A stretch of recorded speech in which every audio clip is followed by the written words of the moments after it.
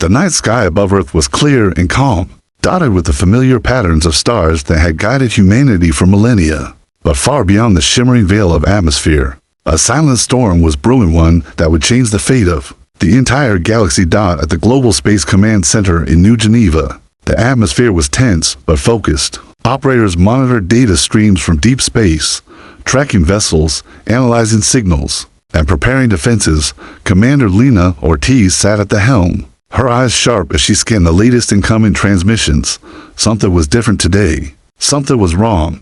Then the alert sounded, a high-priority message, encrypted with a complexity far beyond anything humanity had encountered before. The message originated from the outer edges of known space, from a coalition of alien civilizations that had long observed humanity from afar. The coalition's warning was simple, yet devastating. Humanity was blamed for igniting a conflict that could consume the galaxy. As the message decrypted, the words flashed across the main screen in multiple alien scripts, then translated seamlessly into human languages. The tone was cold and unforgiving. The coalition accused Earth of reckless expansion, resource plundering, and aggressive technology testing that threatened the balance of power. Worse, they claimed humanity had refused diplomatic overtures for peace, choosing instead to provoke hostilities that had already caused destruction on other worlds. Earth's leaders gathered in the High Council chamber, a room filled with representatives from every nation and global alliance. President Naomi Chen stood at the front, her face calm, but her eyes revealing the weight of the moment. The coalition's message was more than a warning, it was an ultimatum. The galaxy's most powerful empires demanded that humanity surrender control of their colonies, disarm key technologies, and submit to oversight by the coalition or face the consequences. "Is there any chance this is a bluff?" asked General Marcus Elridge, his voice steady but tinged with urgency. Lena shook her head. The encryption and transmission methods matched the signatures we've seen from coalition vessels. They have the reach and capability to back up their threats. In the moments that followed, heated debates filled the chamber. Some urged immediate compliance to avoid war. Others argued that humanity's right to survive and expand could not be surrendered to alien powers, especially without proof of any wrongdoing. President Chen raised her hand, calling the room to silence. "This message is a declaration of war if we do not comply," she said firmly, "but we will not give in without a fight. Humanity did not choose this path.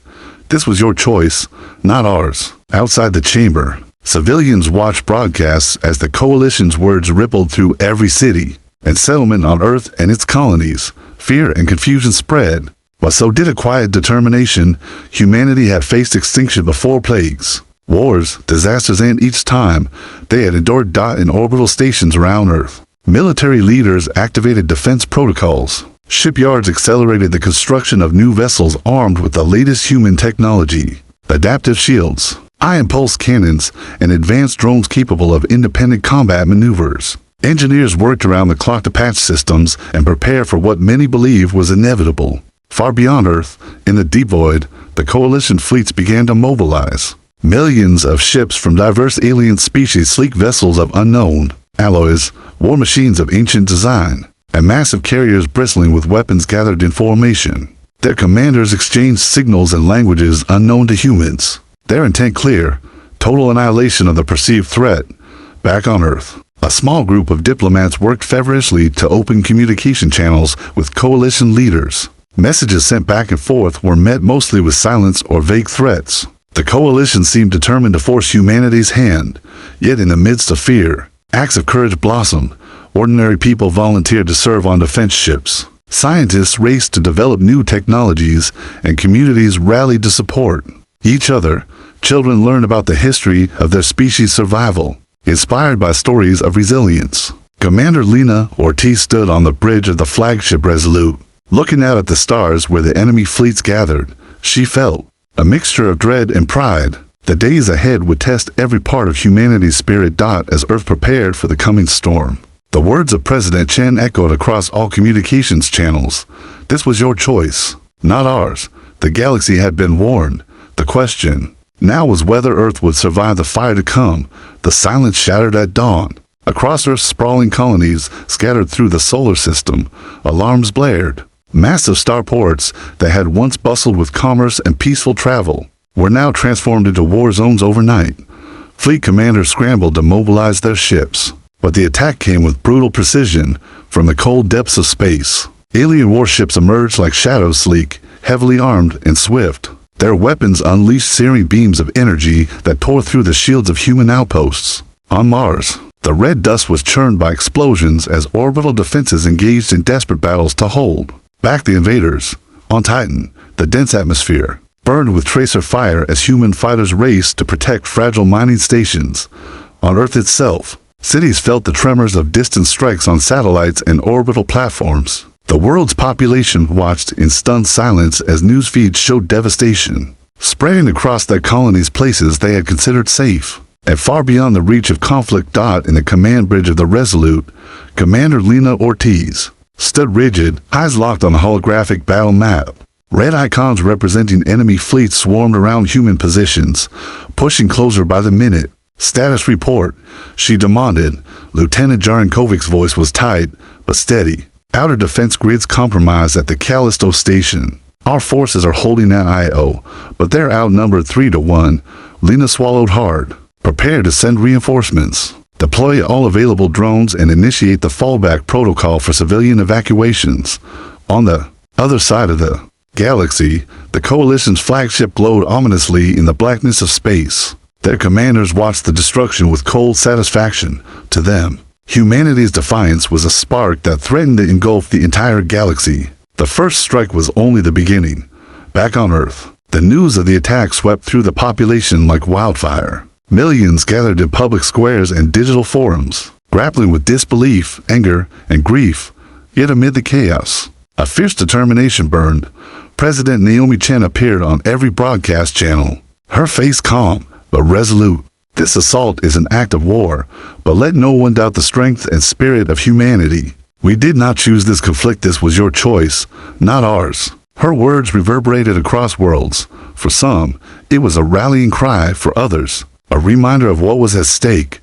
On the battlefront, human pilots flew daring sorties against overwhelming odds. Captain Mia Huang led a squadron of fighters in a desperate bid to hold the line above the shattered colonies of the asteroid belt.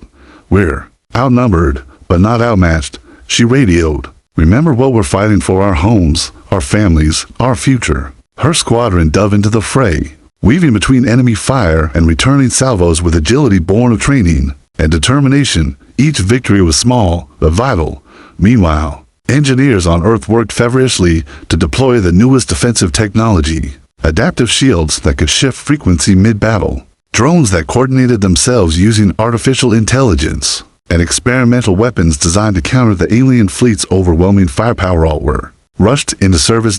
In the shadows of the conflict, human intelligence operatives gathered critical information. They intercepted encrypted communications revealing that the Coalition's leadership was divided, some factions eager for total destruction, others more cautious, sensing a chance for negotiation if humanity showed resilience. On a small moon base orbiting Jupiter, a group of scientists made a breakthrough. By combining human ingenuity with salvaged alien tech, they developed a prototype energy pulse capable of disabling enemy ship systems. Temporarily a glimmer of hope in a grim fight, but the cost was clear. Colonies fell, lives were lost, and the galaxy seemed to edge closer to chaos. At the Resolute, Lena watched as the front line shifted, sometimes inching forward, sometimes forced back. Each day brought new challenges, each night no rest. The enemy's strength was overwhelming, yet the human spirit burned brighter than ever. The president's words echoed in her mind. "This was your choice, not ours." That message was no longer just a broadcast. It was a promise, one that humanity would fight to keep alive. The first fire had burned Earth's colonies. Now, the galaxy would see just how fiercely humans could fight to survive. The war had erupted with a fury no one had fully anticipated, and yet amid the chaos, a new kind of battle was quietly unfolding, one fought not with weapons, but with trust and unlikely alliances. Far from Earth's burning colonies, in the outer reaches of the galaxy, the Coalition's unity was beginning to fracture. Not all alien civilizations agreed with the harsh judgment cast upon humanity. Some saw the war as a tragic mistake, driven by fear and manipulation rather than truth. In the dimly lit chamber of a star cruiser drifting near the neutral planet Virelia, representatives from 3 alien factions gathered. The room buzzed. With tension, each delegate was wary, but drawn together by a shared unease. Commander Kelthar of the Andari spoke first. His tall, lithe form was marked by the shimmery blue patterns of his species. We must question the narrative. Humanity's actions have been portrayed as reckless, but evidence suggests they saw peace before this war. The coalition's response feels disproportionate. Beside him, Diplomat Lyra of the Genies nodded. Her glowing eyes reflected deep concern. Reports from our scouts and intercepted transmissions indicate that a third party has been stirring unrest behind the scenes. They stand to gain from conflict. The third representative, the stoic Rilker of the Sharn, a species known for their honor-bound traditions, added, "If this is true, we risk condemning innocent lives and escalating a war that could consume us all." Back on Earth, intelligence officers had already begun to pick up on unusual signals in intercepted messages. There was truth in these whispered shadowy groups, using the conflict as cover to expand their influence and power. President Naomi Chen authorized secret talks with the alien factions sympathetic to humanity's plight. Diplomatic envoys traveled through dangerous space corridors to meet these hidden allies, risking everything for a chance at understanding. On the outskirts of the Andari system, the first meeting took place aboard the neutral vessel Harmony. Human diplomats were greeted cautiously, but with respect. Over long hours of discussion, walls of mistrust began to crumble. "We admire your resilience," said Kelthar. "Your fight is not just for survival, but for principles that resonate beyond your world." Human envoy Amara Patel responded, "We did not seek this war. Our hope is to find a path back to peace, one where all can coexist without fear." Meanwhile, in the shadows, agents of the mysterious third party continued their work. They spread false information, sabotaged attempts at diplomacy, and intensified the war effort through covert strikes. Their goal was clear: to ensure that the galaxy remained divided and vulnerable. But the growing alliance between humanity and dissenting alien factions offered a beacon of hope. Together, they began sharing technology, intelligence, and strategies. The human scientists, once isolated, now worked alongside alien engineers to develop new defenses and weapons. On a hidden moon base, Dr. Ellen Voss led a joint research team. "Our combined knowledge could turn the tide," she told her colleagues. "Human adaptability and alien technology together, we have a chance." Soldiers from Earth found themselves fighting alongside unfamiliar allies in joint operations. Their coordination grew sharper with each battle, their trust deepening beyond language and culture. In one daring raid on an enemy supply station, human fighter pilot Mia Huang flew side by side with Andari wingman Terran. As they covered each other against overwhelming odds, they discovered a shared respect born from survival. After the mission, Mia smiled through her helmet comms.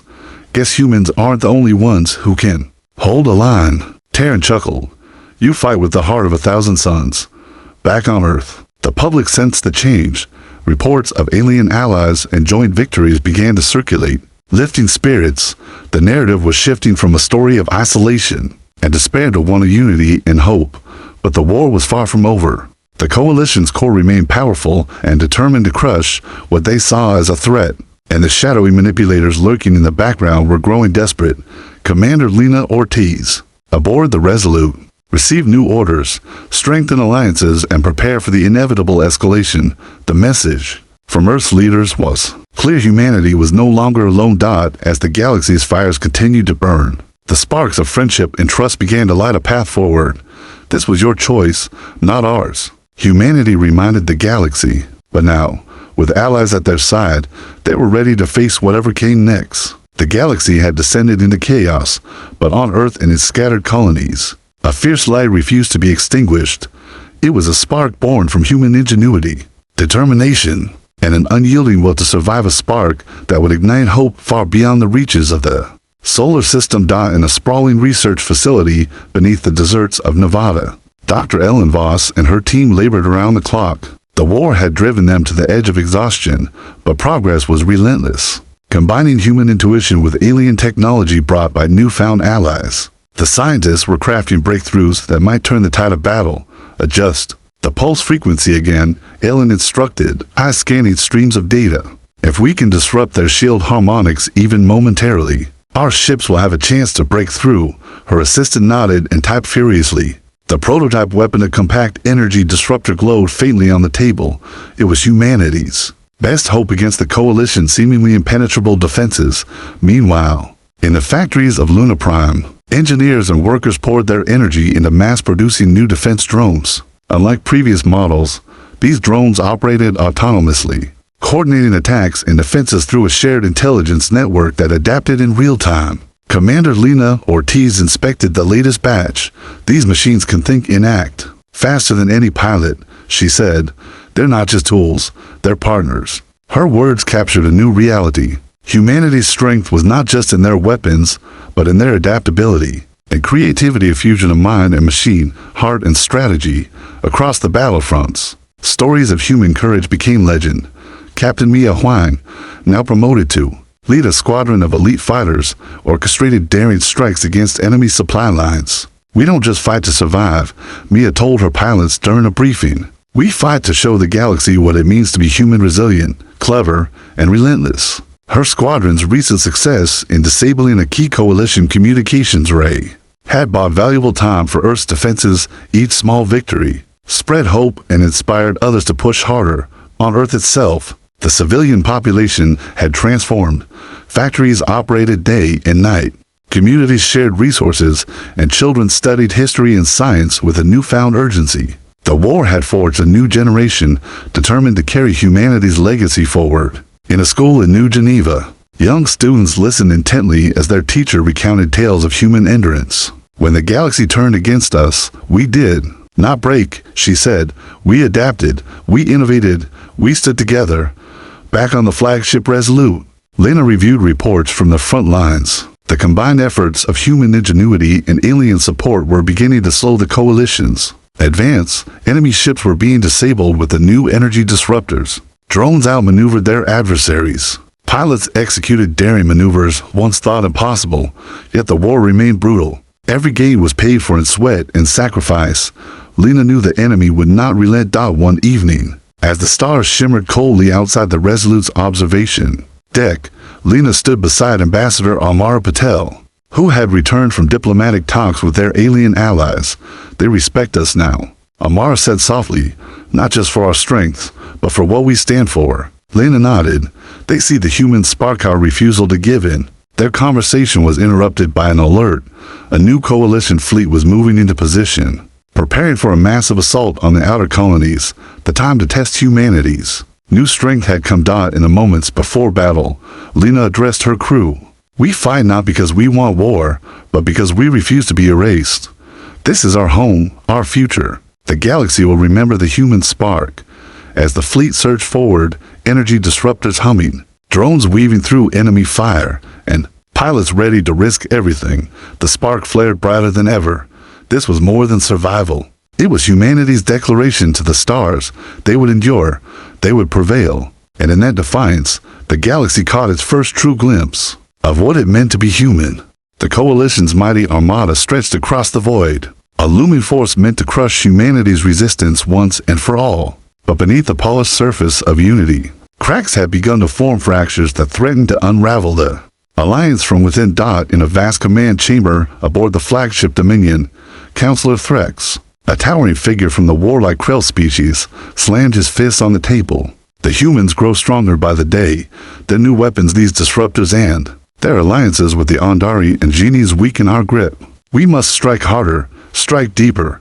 Opposite him sat Vera, a cunning diplomat from the Vasari. Her sharp eyes flickered with doubt. Your approach will only drive more factions to question our cause. Some within the Coalition no longer believe humanity is the true enemy. Threx's growl echoed through the room. Then they are traitors to our cause. Elsewhere, secret meetings unfolded. The Vasari and several other species sympathetic to Earth gathered quietly, exchanging intelligence and debating whether continued war served their interests. The revelation that a shadowy third party manipulated tensions to gain power had spread like wildfire, sparking distrust. On a hidden moon base, a Coalition defector named Lyra, once a high-ranking strategist, met with human diplomats aboard the Harmony. The war was never meant to end in peace, she whispered urgently. The third party thrives on chaos. They fuel fear and false narratives to keep us divided. Human envoy Amara Patel leaned in. If we expose them, we could break the Coalition's hold. Lyra nodded. But it won't be easy. They control many key systems and have agents everywhere. Back on Earth, President Naomi Chen and her advisors reviewed intercepted communications. Evidence confirmed the manipulations false. Flag attacks, sabotage peace talks, and covert strikes meant to inflame hatred. We need to act, Chen said decisively. If we can reveal the truth, we might fracture the coalition and end this war. The plan was risky, using a combination of diplomatic broadcasts and targeted cyber operations. Humanity aimed to broadcast the evidence galaxy-wide, hoping to sow doubt and encourage defections. Meanwhile, on the front lines, battles raged fiercely. Commander Lena Ortiz coordinated with alien allies to defend key colonies. Their joint forces grew stronger, but so did the enemy's desperation. In one fierce engagement near the Virelia system, human and Andari pilots flew in tight formation, intercepting waves of enemy fighters. The tide of battle hung in the balance. As the fighting reached its peak, a surprise transmission pierced through the static of broadcasts revealing the third parties. Manipulations. The video showed intercepted meetings, secret agreements, and ruthless actions designed to provoke conflict across the coalition. Reactions were immediate and explosive. Some factions openly denounced their leaders, others withdrew their fleets, demanding peace talks. The fragile unity shattered like glass. Councillor Threx, furious and isolated, ordered a brutal crackdown, but his forces were outnumbered and outmaneuvered. Coalition ships began turning against each other, their once coordinated strikes dissolving into chaotic skirmishes. On the Dominion, Threx faced mutiny. His closest advisors abandoned him, leaving him to command a dwindling force. Back on the Resolute, Lena received the news with cautious optimism. The coalition is breaking apart, she reported.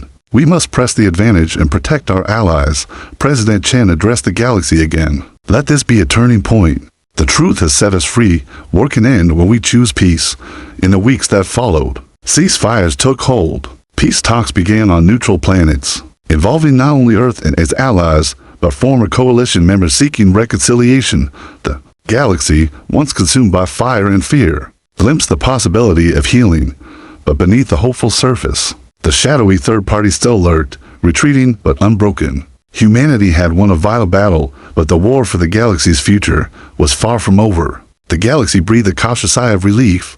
The once mighty coalition had fractured, and tentative peace talks were underway in the neutral system of Virelia. Representatives from Earth, the Andari, the Genies, and defective factions of the coalition gathered in a sprawling chamber built to host negotiations that might shape the future of countless worlds. President Naomi Chen stood before the assembly, her voice steady, but carrying the weight of years of conflict.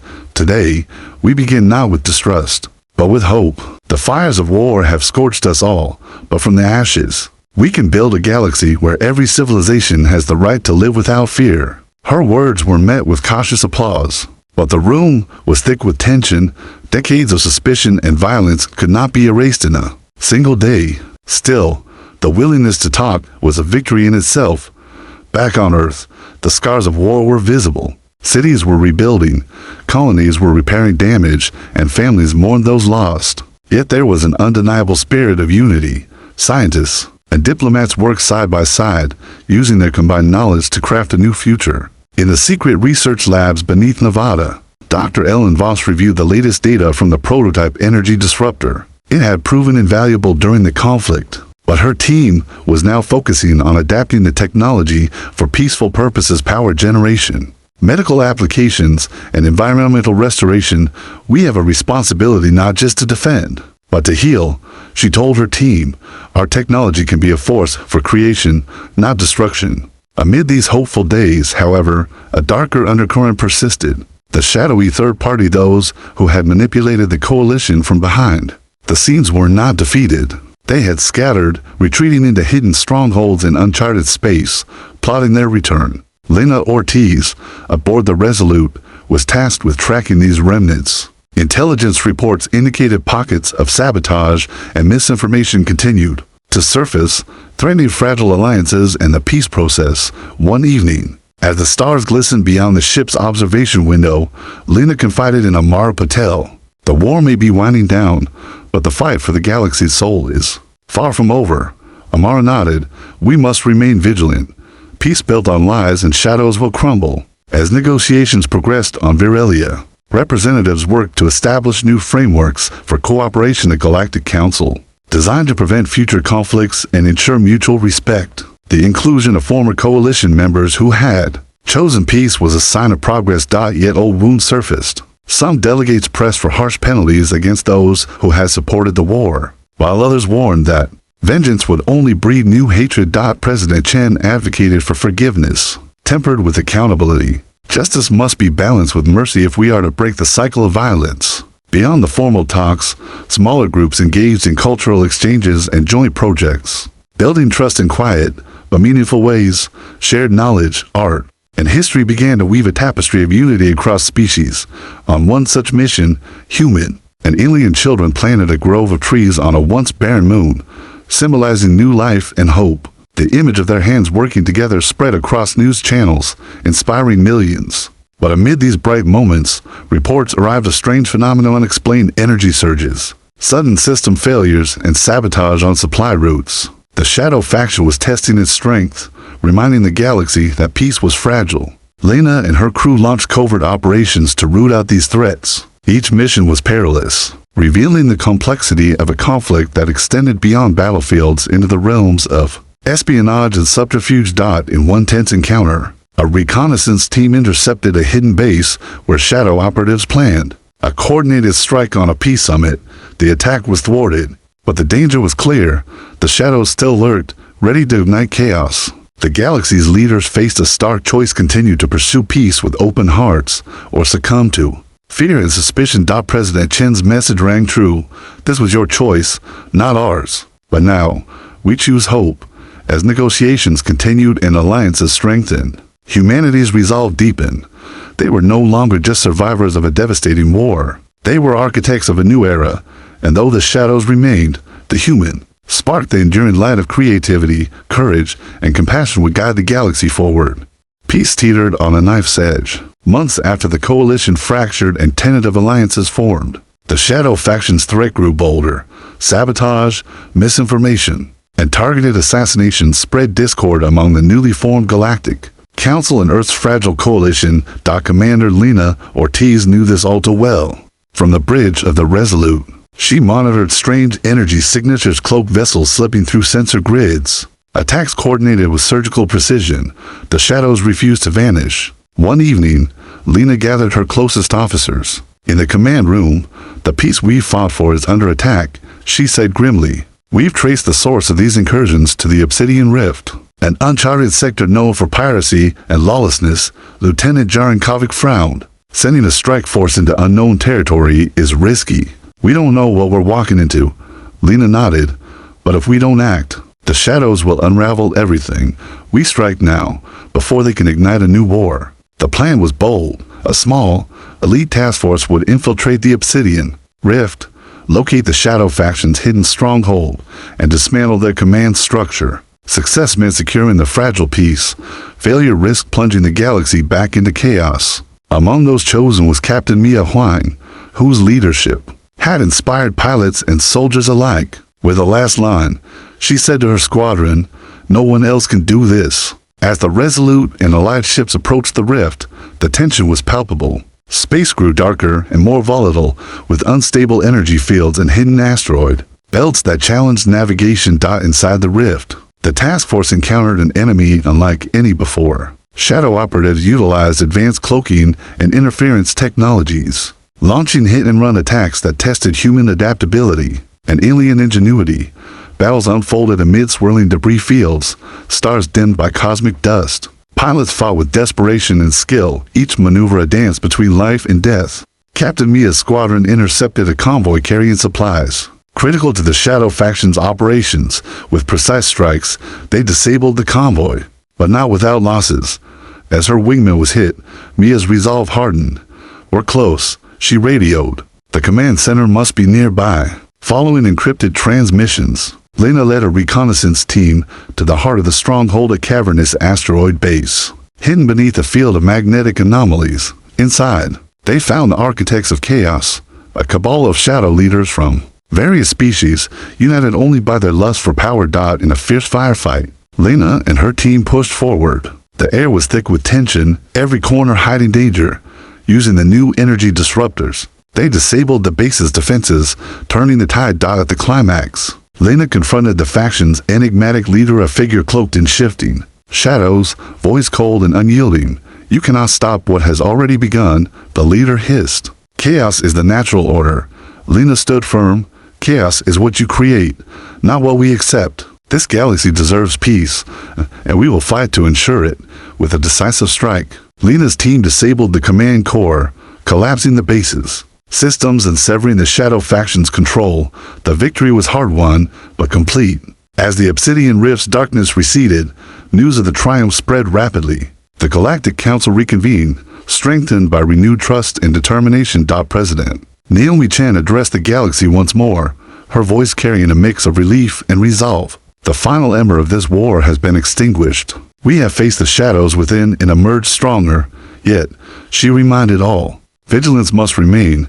Peace is a choice we must make every day. This was your choice, not ours. Now, together, we choose hope.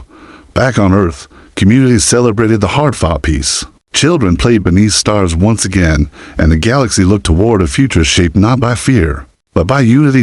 Commander Lena Ortiz stood beneath the night sky, contemplating the cost and the promise of what they had saved. The war had tested humanity's spirit, but it had never broken it.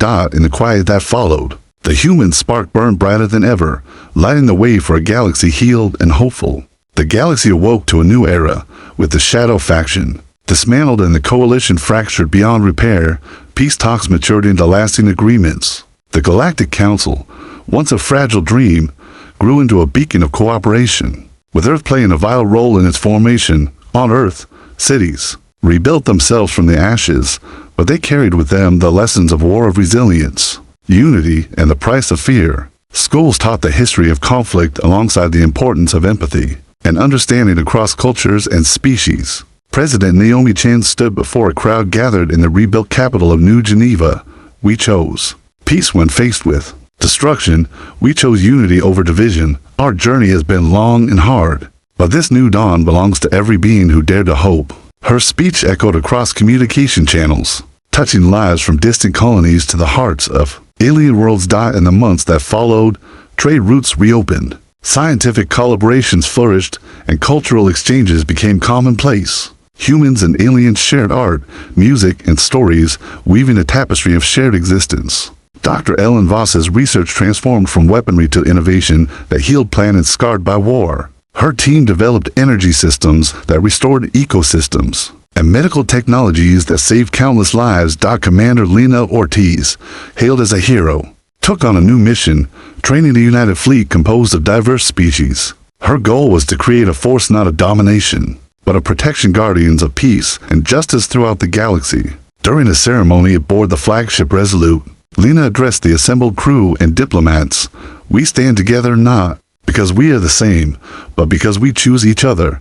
Our strength lies in our differences, our courage, and our commitment to protect life wherever it thrives." Among those present was Captain Mia Huang, now a mentor to new pilots, who smiled at the promise of a future she had fought so hard to secure. Even amid celebration, the galaxy remembered its losses, the families who had sacrificed, the worlds forever changed.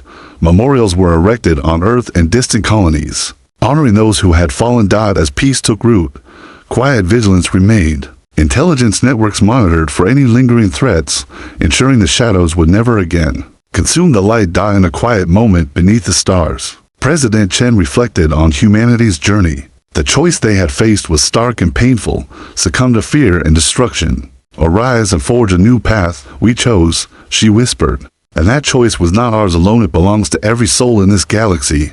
Far from Earth, on a moon orbiting a peaceful world, children of many species played together, their laughter a melody of hope and unity. The galaxy, once scorched by war, now blossomed with possibility. As new stars were born in distant nebulae, so too was a new chapter in the story of life among the stars, one written by those who refused to surrender their humanity, their compassion, and their dreams. This was humanity's final message to the galaxy. This was your choice, not ours, but together, we choose peace. And with that, the human spark became a guiding light and eternal ember in the vast cosmos, reminding all that even in the darkest times, hope endures.